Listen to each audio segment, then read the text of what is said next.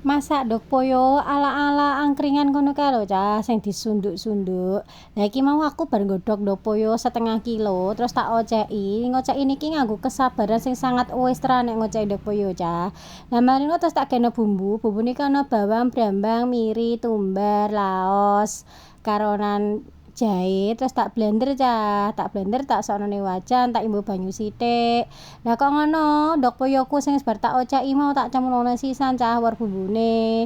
Terus tak kei kecap manis 1 saset wae, ben manis meneh kaya diriku. Tak imboi karonan gula Jawa, Cah.